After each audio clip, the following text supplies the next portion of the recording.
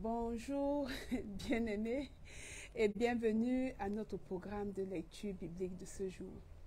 Je veux dire un bonjour particulier à tous ceux qui commencent leur marche avec Dieu, qui prennent le temps d'écouter Dieu à travers sa parole. Vous savez, de nos jours, il n'est pas toujours facile de trouver le calme et la tranquillité dont on a besoin pour écouter la voix de Dieu de façon attentive. Mais cela n'est pas impossible. C'est possible, à mon avis. Et indispensable même pour celui qui veut connaître de plus en plus Dieu et c'est comment et pour quelqu'un qui veut bien marcher avec le Seigneur, qui veut expérimenter vraiment la réussite ou bien le succès dans sa marche de chaque jour avec le Seigneur. Donc, il y a par exemple dans 1 Samuel, 1 Samuel chapitre 9 au verset 27, Saül et le roi Saül, il n'était pas encore roi, il était parti à la recherche des brebis de son père. Et on connaît tous l'histoire. Je veux juste arriver à la partie où, quand il rencontre le prophète Samuel et qui veut lui dire des choses, qui veut lui dire la parole de Dieu, il lui dit, arrête-toi maintenant et je te ferai connaître la parole de Dieu. Moi, je ne suis pas Samuel, mais je vais également parler un peu comme lui, parce que la Bible est là pour nous instruire. La Bible est là pour nous faire connaître, pour nous parler de la part du Seigneur, pour nous donner des instructions, et elle nous inspire, elle nous donne la révélation. Donc je vais un peu parler comme lui pour dire que arrête-toi également maintenant, mon frère et ma soeur, et prends le temps de lire et d'écouter la parole de Dieu. Prends le temps de le faire. Tu as tout à gagner. Tu ne perds rien. Au contraire, tu as tout à gagner à écouter la parole de Dieu. Et je ne vais jamais cesser de dire que mettre la parole de Dieu et dire qu'on va prier, par exemple, ne donnera aucun résultat efficace, parce qu'on va prier sur la base de quoi? On va prier sur la base de quelle promesse? On va prier sur la base de quelle révélation? On a besoin de connaître la parole de Dieu. On a besoin de lire la parole de Dieu. On a besoin d'écouter la parole de Dieu. Et je voudrais également encourager les uns et les autres à avoir un programme, un planning de lecture biblique. Il ne suffit pas, nous on est ici juste un chapitre de Proverbes par jour, mais on peut s'organiser. Moi, je vais vous dire par exemple ce que moi je fais. Moi, je lis, je pratique ce que j'appelle chaque jour la lecture de la parole de Dieu. Mais il y a, en plus de la lecture, il y a également l'étude de la parole de Dieu. Il y a pour peut-être les prédicateurs, il y a les moments où ils prennent le temps de préparer leur prédication. Donc, c'est des rubriques bien distinctes. Donc, moi, chaque jour, je lis au moins 2 chapitres dans le Nouveau Testament et disons 3 à 5 chapitres dans l'Ancien Testament en fonction de la longueur des chapitres. Et je lis également le livre de Proverbes. Ça, c'est clair, tous les matins. Je lis le livre, un chapitre de Proverbes, parce que c'est un livre de sagesse, c'est un livre qui donne du discernement, c'est un livre qui donne la compréhension de certains principes de Dieu. Et donc, c'est important de prendre du temps de lire le livre de Proverbes le matin. Et s'il y a du temps le soir, il est bon de célébrer le Seigneur à travers les psaumes, parce qu'il a été avec nous tout au long de la journée. Il nous a bénis, il nous a soutenus, il nous a protégés, il a pourvu pour nous. Il a fait des choses dont nous ne sommes même pas vraiment conscients. Mais si nous prenons l'habitude de lire les proverbes le matin, les psaumes le soir, c'est notre façon à nous également ou de lui dire toute notre reconnaissance. C'est notre façon de savoir comment marcher tout au long de la journée. Et dans la journée maintenant, le Seigneur va nous parler à travers sa parole. Il est important, même avant de sortir de sa maison, de prendre le temps de lire la parole. Le Seigneur est en train de nous dire comment la journée va se passer, de nous révéler les secrets de la journée, les pièges même de la journée, de nous avertir et de nous montrer le chemin. Parce que la parole, c'est Jésus. Et Jésus, c'est qui? C'est le chemin, c'est la vérité et la vie. Donc, bien aimé, moi, je t'encourage à prendre du temps de lire la parole. Tu ne vas pas me dire que non, tu es tellement pressé. Tu es pressé. Tu n'as pas le temps, mais tu as le temps d'arriver à l'heure à ton lieu de service. Tu n'as pas le temps, mais tu as le temps d'aller dans un restaurant à midi pour manger, te nourrir ton corps et tout le reste. Tu n'as pas le temps, mais tu as le temps de te laver, de te brosser les dents. Tu as le temps de choisir tes vêtements, de les repasser. Je pense que tu peux également trouver du temps pour lire la parole de Dieu parce que c'est indispensable. C'est indispensable pour ta croissance spirituelle. C'est indispensable pour ta marche avec le Seigneur. Donc, voilà un peu, je voulais mettre un peu, c'est-à-dire que te montrer un peu l'importance de la lecture de la parole de Dieu et l'importance de l'étude de la parole de Dieu, parce qu'il ne suffit pas seulement de lire. Et un verset, pendant que tu es en train de lire, tu peux tomber sur un verset qui te parle vraiment, un verset qui t'explique, qui te captive. Il faudra donc prendre également le temps pour t'asseoir, étudier ce verset, le lire même dans plusieurs versions, des versions en français, des versions en anglais, le lire et vraiment dans un esprit de prière, laisser le Saint-Esprit te donner la révélation qui est attachée à ce verset. Donc voilà un peu ces petites explications que je voulais nous apporter ce soir avant le début de notre lecture de Proverbes chapitre 8. Et ce proverbe comporte 36 versets.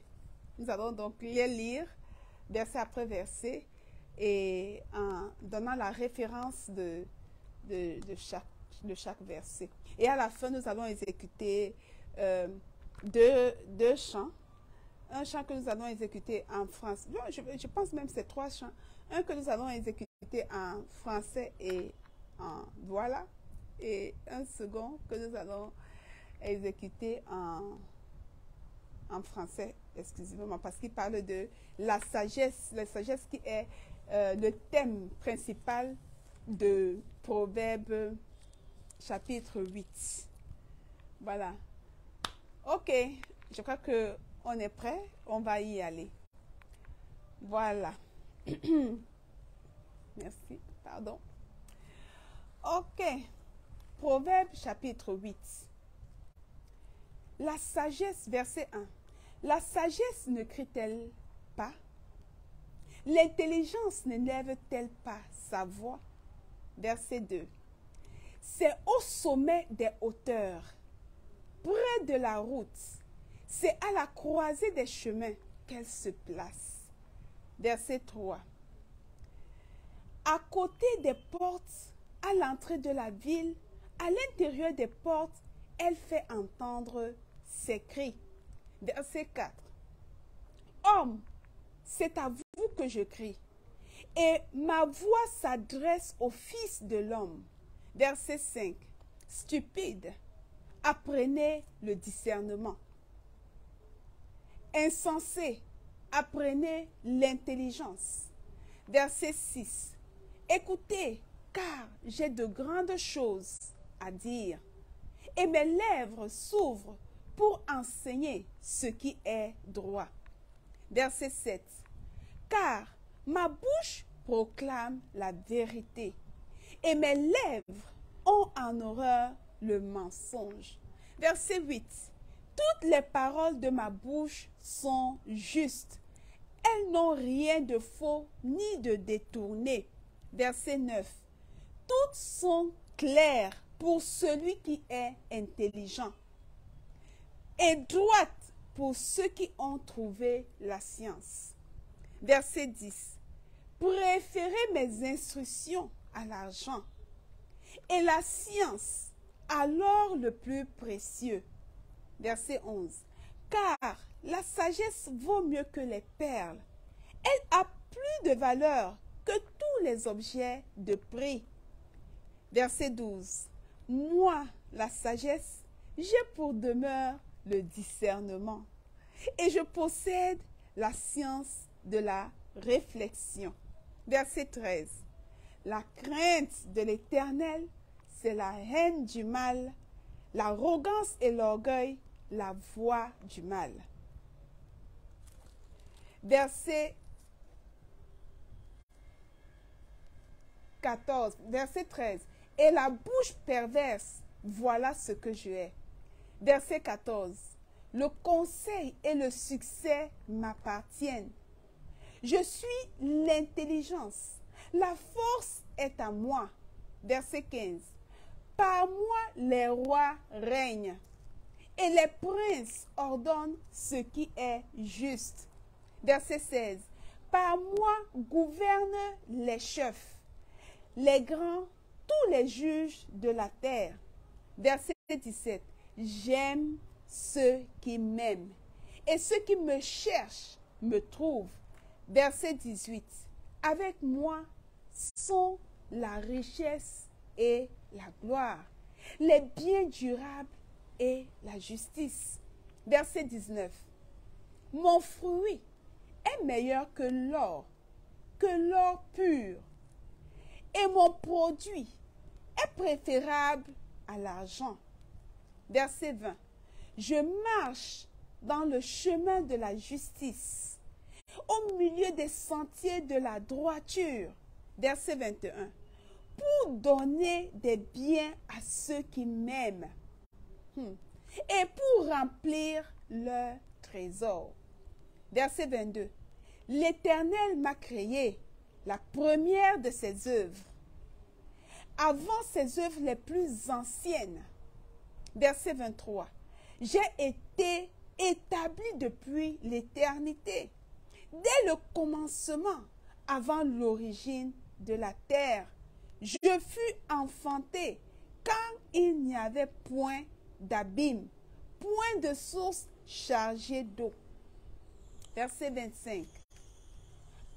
Avant que les montagnes fussent affermies, avant que les collines existassent, je fus enfanté. Verset 26. Il n'avait pas encore fait ni la terre, ni les campagnes, ni le premier atome de la poussière du monde. 27. Lorsqu'il disposa les cieux, j'étais là. Lorsqu'il traça un cercle à la surface de l'abîme. Verset 28. Lorsqu'il fixa les nuages en haut et que les sources de l'abîme jaillirent avec force. Verset 29. Lorsqu'il donna une limite à la mer pour que les eaux n'en franchissent pas les bords. Lorsqu'il posa les fondements de la terre. Verset 30. J'étais à l'œuvre auprès de lui et je faisais tous les jours ses délices, jouant sans cesse en sa présence. Verset 31. Jouant sur le globe de sa terre et trouvant mon bonheur parmi les fils de l'homme. Verset 32. Et maintenant, mes fils, écoutez-moi. Et heureux ceux qui observent mes voies. Verset 33. Écoutez l'instruction pour devenir sage. Ne la rejetez pas. Verset 34. Heureux l'homme qui m'écoute, qui veille chaque jour à mes portes et qui en garde les poteaux. Verset 35. Car celui qui me trouve a trouvé la vie et il obtient la faveur de l'Éternel. Verset 36. Mais celui qui pêche contre moi nuit à son âme. Tous ceux qui me haïssent aime la mort. Je vais reprendre le verset 34. J'aime beaucoup ce verset. Il est même souligné dans ma Bible. Heureux l'homme qui m'écoute, qui veille chaque jour à mes portes et qui en garde les poteaux. Verset 35. Car celui qui me trouve a trouvé la vie et il obtient la faveur de l'Éternel. Et verset 36. Mais celui qui pêche contre moi nuit à son âme. Tous ceux qui me haïssent aiment la mort. Voilà, bien-aimé, la parole. Ah, la parole qui est dite ce soir à travers Proverbes chapitre 8. Nous avons vraiment intérêt à prendre le temps pour écouter Dieu nous parler. Je sais que chacun peut trouver quelque chose qui lui parle dans cette parole. Ma prière est que nos cœurs soient disposés, que les cœurs soient disposés. Quand je parle des cœurs, je parle de moi également. Que nos cœurs soient disposés à recevoir ces paroles et à la serrer dans nos cœurs. Et la parole de Dieu dit également que de garder nos cœurs plus que toute autre chose, car c'est de lui que viennent les sources de la vie. Si nous n'avons pas la parole dans notre cœur, comment aurons-nous les sources de la vie? Comment notre cœur possédera-t-il les sources de la vie qui doivent couler pour bénir nos vies, pour bénir les vies des autres? Donc, bien-aimés, il est important de recevoir la parole, de manger la parole, d'écouter la parole, de marcher selon la parole. Voilà, nous allons donc passer à notre deuxième phase, la phase du cantique. Et ce soir, j'ai prévu ce cantique qui est très intéressant et qui parle de l'illustration que Jésus donne dans Matthieu chapitre 7 à partir du verset 24. Il parle de l'homme sage qui a bâti sa maison sur le roc. Le vent a soufflé, la pluie est tombée, les tempêtes se sont levées, mais la maison n'a pas été ébranlée parce qu'elle était bâtie sur le roc. Par contre, il illustre également l'insensé qui a bâti sa maison sur le sable. Et quand le vent a soufflé, quand la pluie est tombée, sa maison a été détruite. Et le Seigneur précise, parce qu'il était en train d'enseigner dans ce chapitre, il précise que celui qui écoute sa parole et ne la met pas en pratique est sensible, ressemble à cet homme insensé. Par contre, celui qui écoute sa parole et la met en pratique est semblable à cet homme-là qui a bâti sa maison sur le roc. Et malgré la pluie, malgré les vents, malgré la tempête, sa maison est restée ferme. Donc, s'il vous plaît, vraiment, écoutons la parole, mettons-la en pratique et nous serons semblables à cet homme-là qui a bâti sa maison sur le roc et non à l'insensé qui a bâti sa maison sur le sable. Et je crois que l'auteur de ce chant s'est inspiré de ce passage de la Bible pour composer ce chant. Très intéressant. Ok, nous allons l'exécuter. Dibongo, la djemealam, l'ende yesu, dale dibam. Dale, c'est le roc en fait. Le roc qui est ferme, qui est placé, qui est solide là. Qu'on ne peut pas ébranler. Dibongo, la djemealam, l'ende yesu, yesu, dale dibam. Tonja nous la kisse namo. Bolongi bao, bosi mako. Bolongi c'est la maison. Donc, il est question ici de la maison bâtie sur le roc. Ok, on va exécuter le chant. Et pour ceux qui comprennent Douala, ils saisissent déjà le message. Maintenant,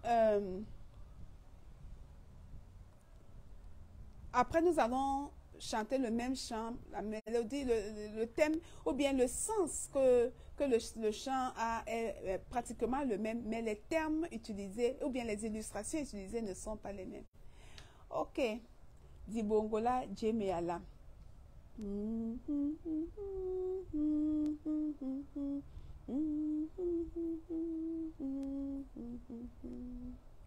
Un, deux, trois, chant.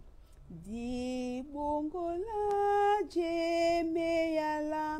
Le de Yesuda le dibam. Tonjanula kisenamo.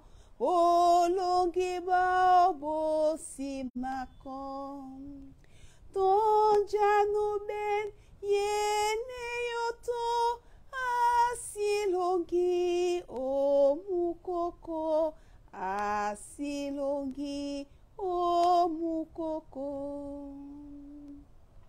Munyenge mu matimbeya de Yesu obwindeya diolam disi masaye o ilunda to ompupe ton januben yene yoto asilongi omukoko asilongi omukoko. Malema Yesu matinkam eya laumembe mudimam toba sombendemba Yesu etemba dipita tonjanuben yene yoto asilongi omukoko asilongi omukoko. Apoi sotenge omuka adolinde bo manemba na botisa be na botao na tem nasim o mayamao. Tonjanuben yene yoto asilongi omukoko asilongi omukoko. Tonjanuben yene yoto asilongi omukoko asilongi omukoko. Celui qui a c'est même carrément, et Yoto, c'est ce mur de fondation, ce mur de soutènement, c'est même un mur de soutènement. Il est plus solide qu'un mur normal. C'est un mur de soutènement. Et quand la tempête arrive, quand le vent souffle, quand même les vagues se soulèvent, celui-là est stable. Parce que le chant dit que il n'a pas bâti sa maison sur du sable, mais il l'a bâti sur le roc qui est Jésus-Christ. Ok, nous allons passer maintenant à la version en français. C'est le 65, sur les ailes de la foi. Pour ceux qui ont le recueil de cantiques, sur les ailes de la foi, c'est le numéro 65. En Christ seul est mon espérance, sa justice est mon assurance. Il est devant Dieu mon appui, je n'en veux point d'autre que lui. Donc ça rejoint un peu le fait de lire la parole et de la mettre en pratique. On va y aller. 1, 2, 3, chant. En Christ est mon espérance, sa justice est mon assurance. Il est devant Dieu mon appui, je n'en veux point d'autre que lui. Jésus est ma retraite sur le rocher en qui je m'assure, le rocher en qui je m'assure. Tout autre asile est périssable, tout autre appui n'est que du sable qui m'a posé ce fondement. Travaille et souffre vainement. Jésus est ma retraite sur le rocher en qui je m'assure, le rocher en qui je m'assure. Lorsque sur moi s'abat l'orage, sa croix ranime mon courage. Quand tout faiblit autour de moi, sa présence soutient ma foi. Jésus est ma retraite sur le rocher en qui je m'assure, le rocher en qui je m'assure. Et quand la dernière tempête fondra terrible sur ma tête, comme lui vainqueur de la mort, j'entrerai radieux au port. Jésus est ma retraite sur le rocher en qui je m'assure, le rocher en qui je m'assure. Jésus est ma retraite sur le rocher en qui je m'assure, le rocher en qui je m'assure. Voilà, bien aimé, la version en français. Voilà, avant de terminer, nous allons encore chanter Jésus qui est notre sagesse. Jésus est ma sagesse. C'est le numéro 68 dans le recueil Sur les ailes de la foi. Je n'ai pas encore trouvé la version en douala, mais je la cherche quand même. Alors, si quelqu'un parmi nous la trouve avant qu'il nous la partage, ce serait intéressant pour nous également de la voir. Jésus-Christ est ma sagesse, il éclaire mon chemin. Jésus-Christ est ma sagesse, il éclaire mon chemin. Et je marche en ma faiblesse, conduit par sa sûre-main. Il éclaire mon chemin, il éclaire mon chemin. Et je marche en ma faiblesse, conduit par sa sûre-main. Jésus-Christ est ma justice, son sang a coulé pour moi. Je trouve en son sacrifice paix et pardon par la foi. Son sang a coulé pour moi. Son sang a coulé pour moi. Je trouve en son sacrifice paix et pardon par la foi. Jésus-Christ me sanctifie, au divin c'est attaché. Je reçois de lui la vie qui m'affranchit du péché. À toi Jésus attaché, à toi Jésus attaché.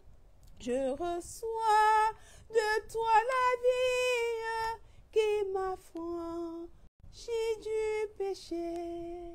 Jésus, en payant ma dette, à grand prix m'a racheté. Près de lui, ma place est prête au ciel pour l'éternité. Jésus, tu m'as racheté. Jésus, tu m'as racheté. Et déjà, ma place est prête au ciel pour l'éternité. Jésus, tu m'as racheté. Jésus, tu m'as racheté. Et déjà, ma place est prête au ciel pour l'éternité. Amen. Ce chant, c'est pour toi, mon bien-aimé, qui n'a pas encore fait le pas, de vraiment faire le pas, parce que Jésus t'a racheté à un grand prix. Il t'a racheté au prix de son sang. Et vraiment, il ne te reste plus qu'à faire le pas, à répondre à son amour. Et vraiment, la vie va être meilleure que ce que tu vis en ce moment. Donc, bien aimé, il ne me reste plus qu'à vous encourager à relire le chapitre 8 du livre de Proverbes. Et pourquoi pas l'histoire, les enseignements que Jésus est en train de donner dans le chapitre 8 de Matthieu. Particulièrement cette histoire de la maison bâtie sur le sable et la maison bâtie sur le roc. Voilà, bien aimés, nous sommes arrivés au terme de notre programme de ce soir. Vraiment, merci pour votre écoute. Moi, j'ai passé un temps de qualité. Je crois que vous aussi. On se retrouve demain, par la grâce de Dieu, pour la lecture de Proverbes chapitre 9 et un autre chant intéressant. Que le Seigneur vous bénisse et à demain. Bye bye. Ciao, ciao.